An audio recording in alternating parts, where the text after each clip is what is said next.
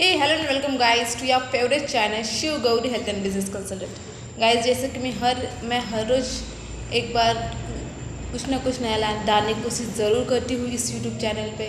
जैसे कि बिज़नेस से रिलेटेड वीडियोस चाहे आप कहें या फिर आपके हेल्थ का जो ख्याल है वो कैसे आप अच्छे से अच्छी तरीके से रख सकते हैं, इसके ऊपर भी जो मैं वीडियोस जो है वो बनाती ही रहती हूँ। तो पिछले ही कुछ दिनों से हमारा एक टॉपिक चालू है हेल्थ का, वो एलर्जी के ऊपर।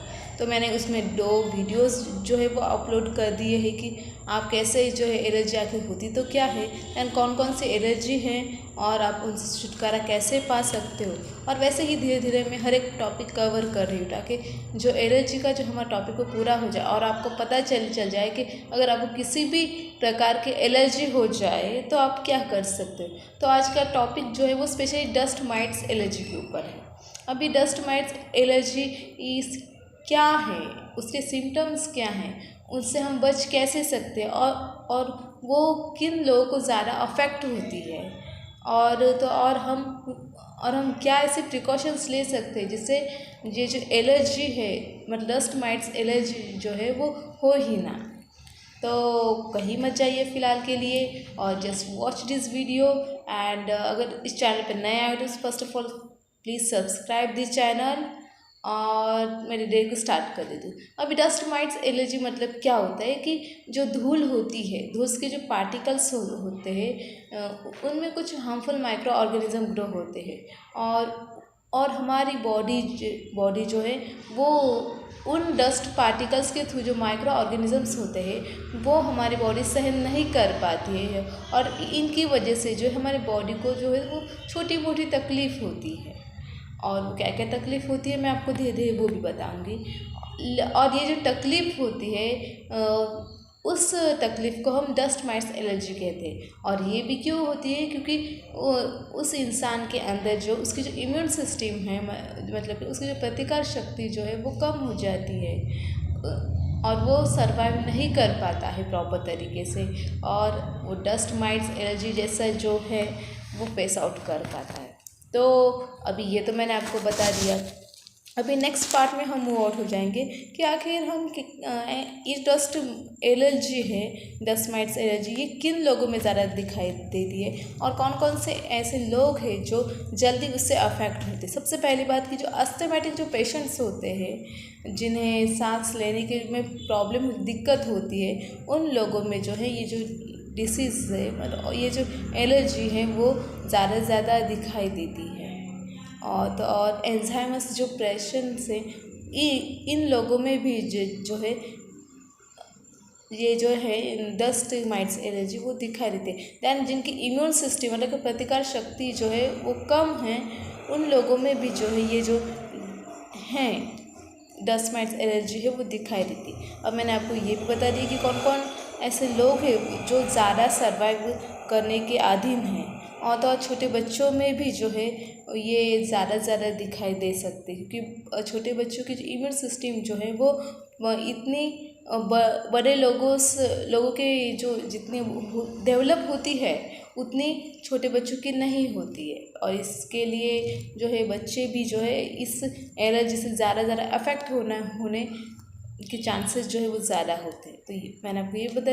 अब नेक्स्ट पार्ट में हम जानेंगे कि ऐसे कौन कौन से लक्षण हैं जिनसे हम जान सकते हैं कि सामने वाला इंसान या फिर हम खुद भी डस्ट माइट्स पार्टिकल्स के थ्रू या फिर डस्ट माइट्स एलर्जी जो है उस इंसान को या हमें जो है वो हो चुके। तो सबसे पहली बात कि क्या होता है कि हमें इचिंग होती। इचिंग मतलब क्या कि हमारे बॉडी को जो है वो खाज आती है जिसे हम कह सकते हैं। दैन उसके बाद हमारे बॉडी के ऊपर जो है वो रैशेस हो जाते हैं। दैन हमारा जो है नोज़ रनिंग हो जाता है मतलब क्या हमें सर्दी होती है और कुछ समय के लिए सांस लेने के लिए तकलीफ़ होती है। दैन उसके बाद और तो हम जानें कि हमें स्नीजिंग होती है मतलब क्या छींक आती है और कफिंग होती है मतलब क्या कि हमें जो है खांसी जो है वो आती है और मतलब कुछ समय के लिए जो है हमारे बॉडी जो है वो अफेक्ट हो जाती है निगेटिव तरीके से। ये तो मैंने आपको बता दिया कि कौन कौन से ऐसे लक्षण हैं जिनसे हम जान सकते हैं कि जो इंसान जो है वो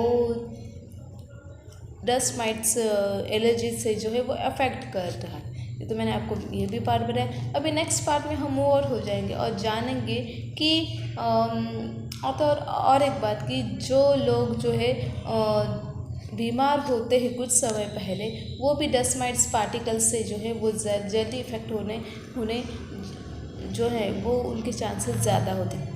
और उसका रीज़न यही है कि वो पहले से ही किसी बीमारी से जूझ रहे होते हैं या फिर स्ट्रगल कर रहे होते हैं और उनके ऊपर जो है इसके लिए एलर्जी जो है वो क्या होती है, उन्हें अफेक्ट करती है, क्योंकि उनकी जो इम्यून सिस्टम है वो पहले से ही लो हुई होती है और ऊपर से ये जो एलर्जी है वो उनके ऊपर अफेक्ट हो जाती है।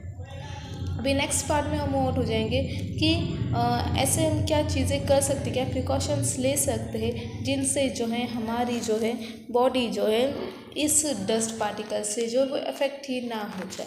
तो सबसे पहली बात कि आपको जो आजू बाजू का जो एरिया है वो साफ़ रखना है या फिर आपका जो खुद का एरिया जो है वो भी प्रॉपर तरीके से साफ़ रखना है। दैन जो आप रग्स वगैरह लेते हो सोते समय वो भी जो है वो टाइम टू टाइम जो है वो प्रॉपर तरीके से वॉश आउट करना है। दैन उसके बाद जो है बेडिंग्स के ऊपर जो है वो ज़्यादा चांसेस होते हैं, तो वो भी आपको प्रॉपर तरीके से मैनेज करना है। प्रॉपर क्लीनलीनेस जो है ज़्यादा से ज़्यादा वो मेंटेन करनी है। मैंने आपको ये भी बात बता दी। दैन उसके बाद पेट्स जो अगर आपके घर में कोई हो गए तो आपको उनका भी प्रॉपर तरीके से ध्यान रखना है ताकि जो हार्मफुल माइक्रो ऑर्गेनिजम्स जो है डस्ट माइट्स के वो उस पेट्स के ऊपर ना बैठे और आपको जो एलर्जी है वो ना हो जाए। और आपने टाइम टू टाइम जो है प्रॉपर तरीके से हैंड वॉश करना है। और आपको बाहर जब भी आप कहीं बाहर से आ रहे तो कम से कम अपने मुंह और हाथ या फिर और पैर जो है वो प्रॉपर तरीके से धोने हैं। और ये तो मैंने आपको बता दिया कि आपको क्या क्या प्रिकॉशंस लेनी है। अभी नेक्स्ट पार्ट में अगर हम जानेंगे कि सपोज़ अगर हमें ये एलर्जी हो भी गई तो हम क्या कर सकते। सबसे पहली बात कि ये एलर्जी हम जिसे कहते हैं वो इतनी सीरियस नहीं। अब कैजुअली अगर हम कहें हाँ, लेकिन अगर हम उनके तरफ ध्यान नहीं दिया तब वो सीरियस हो जाती है। नहीं तो ये जो एलर्जी है वो ज़्यादा समय के लिए इंसान के पास नहीं ठहरती है या फिर ज़्यादा समय के लिए उस इंसान को अफेक्ट नहीं करती है। एक बार वो डस्ट माइट्स पार्टिकल या फिर माइक्रो ऑर्गेनिज्म वो जैसे जैसे आपसे दूर चला जाता है वैसे वैसे उसका अफेक्ट जो है वो कम होता है। और क्या कर सकते और आप जो है इस इंसान जो है जिसे हम कहते हैं वो प्रॉपर तरीके से ठीक हो जाता है। तो ये भी मैंने आपको बता दिया।